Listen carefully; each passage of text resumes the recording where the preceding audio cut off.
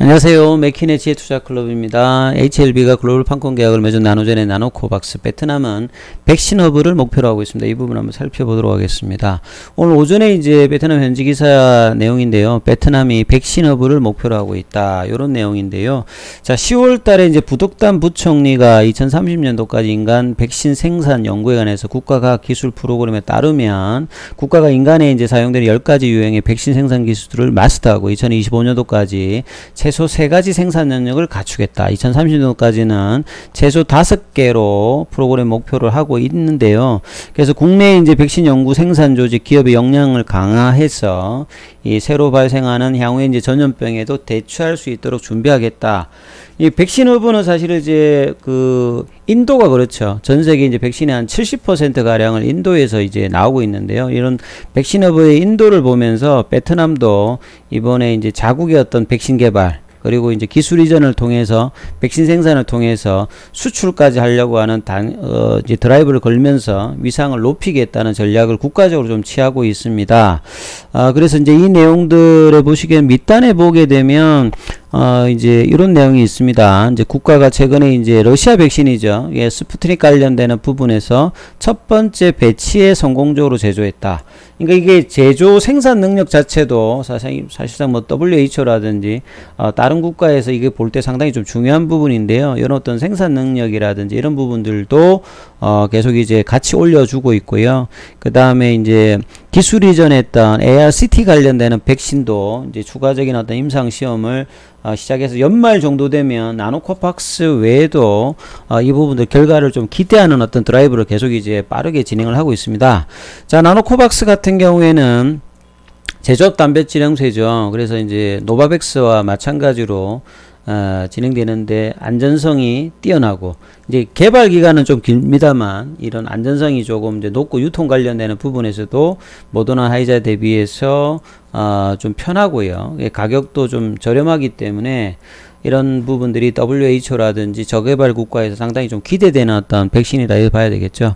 자, 최근에 이제 3비까지 투여가 다 돼 있습니다. 그래서 여기는 보면 임상 시험을 이제 거쳤다라고 나와 있죠. 그래서 지금 이제 10월 초 이번 주나 이제 다음 주 정도 되면 현재에서 이제 결과가 나와야 되는 어떤 시점이라고 좀 보여집니다. 그래서 빠르게 좋은 소식이 나와서 HLB에도 긍정적인 어떤 흐름이 이어지기를 좀 지켜봐야 될 것 같은데요.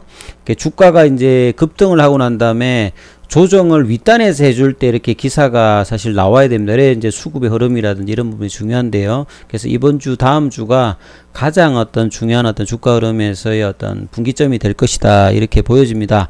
그리고 이제 최근에 이제 정시가 많이 이제 단기에 좀 급락하면서 특히 이제 금리 인상 우려라든지 수급 관련되는 부분에서 바이오주들이 이제 전일 폭락을 했죠.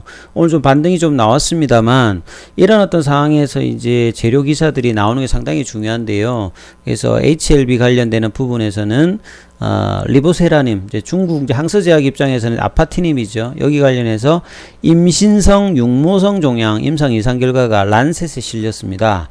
자, 리보세라님은 이제 배제프 저해제로 아파티닌과 마찬가지로 굉장히 인디케이션이 높습니다. 그리고 이제 경구형 치료제다 보니까요. 경제성으로 좀 저렴하고 병용 파트너라든지 다양한 어떤 암종에도 적용할 수 있기 때문에 이런 부분들이 여러 이제 학술 자료라든지 데이터로 입증을 계속 하고 있다 이렇게 보셔야 되겠습니다. 그래서 이 리보세라늄이 고위험성, 재발성, 임신성, 육모성 종양 내용이 좀 어렵죠. 이 여성 이제 암종인데요. 자, 이번에 이제 임상 이상 결과가 5일날 세계적 권위의 의학학술주인 란셋에 실렸습니다. 이 임신성 육모성 종양은 역사적으로 유래가 깊은 이제 여성 암종인데요. 임신 이후에 이제 발생하는 영양배엽. 이 영양배엽이 이제 한 몇 달 정도 지나면 요게 이제 태반을 형성하거든요. 근데 이 영양배엽이 비정상적으로 이제 정식하게 되면 이제 암종이 되는 거라고 보시면 될 것 같습니다. 그래서 2차 이상의 항암 치료에 실패했던 임신성 육모성 종양 환자를 대상으로 이 표적 항암제 리보세라늄과 면역 항암제인 그 항서제약의 캄넬리주맘하고 이제 병영 투여한 첫 번째 사례라고 봐야 됩니다. 그래서 중국 베이징 헬스케어 센터에서 진행되었는데요. 자, 18세 이상 60세 이상의 여성 환자 20명 대상으로 진행되었는데 10명에게서 완전 간에도 나왔다. 그리고 1차 지표가 이 ORR이었거든요. ORR은 이제 CR하고 이 PR을 합쳤다라고 보시면 될 겁니다. 그래서 이 OR도 55%가 나오고 2차 지표였던 PFS도 이제 9.5개월 정도 나왔고요. 그 다음에 OS도 90%가 나왔기 때문에 데이터가 상당히 좀 잘 나왔습니다. 그래서 이 병용 임상 관련되는 부분에서 1차 이제 세포독성 항암제 치료에 실패했던 재발성 임신성 육모성 환자에게는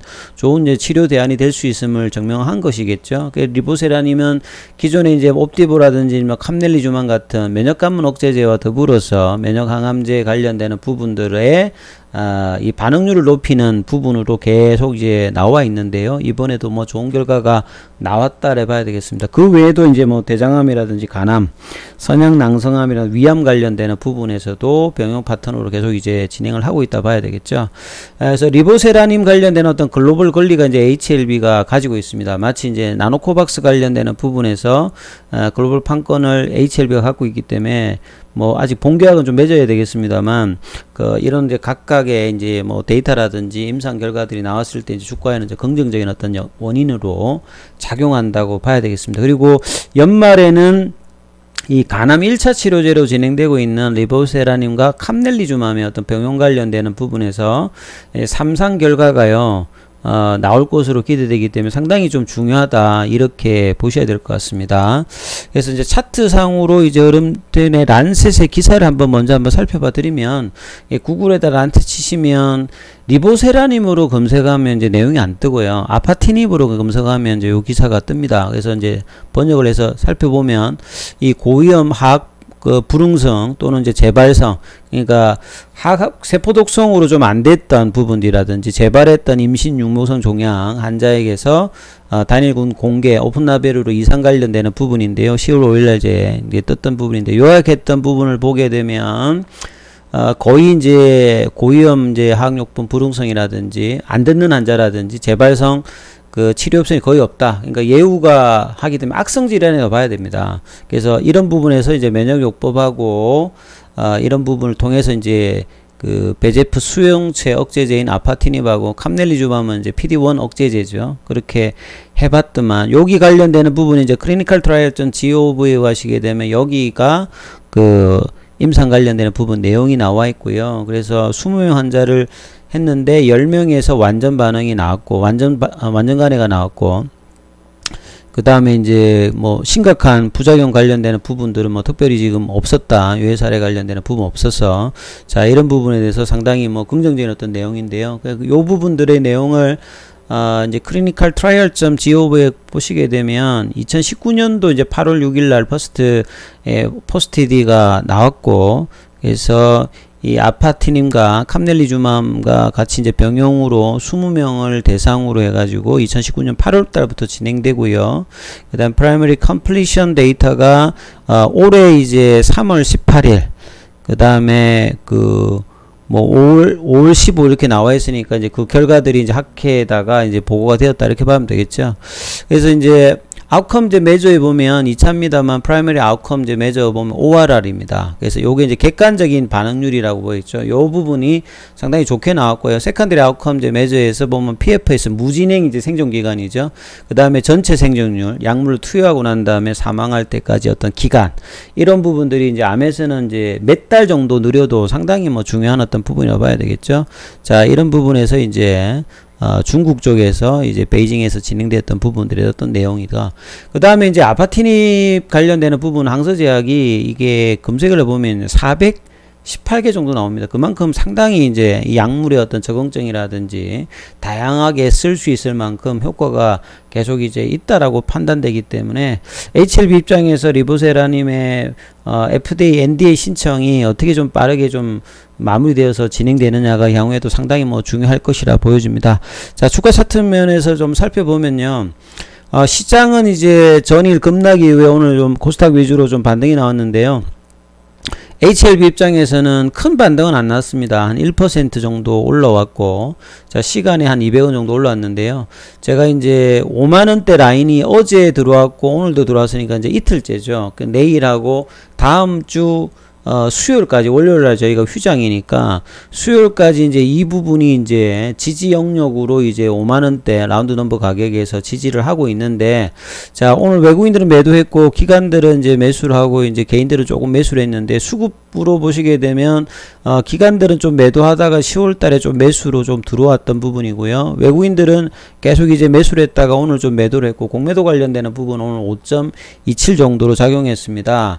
그래서 눌림목 가격은 좀 벗어나 있지만요, 이 57,000원대를 조금 이제 벗어나 있습니다만, 이 5만원대 이 추세 라인, 여기까지가 이제 주가가 올라가기 위해서 강세 라인이 마지노선 라인입니다. 자, 이 부분에서 지지를 하면서 이제 거래량이 터지면서 사실 어떤 이제 방향성을 나올 가능성이 이제 있는 어떤 캔들이 나와야 되는데요. 아직 이제 그런 흐름들은 나오고 있지 않습니다. 그래서 이제 내일, 그 다음에 다음 주 화요일, 수요일까지 그 어떤 양봉이라든지 방향성이 나오는 어떤 거래량 실현 어떤 양봉들이 나올 가능성이 높은 어떤 시기인데요.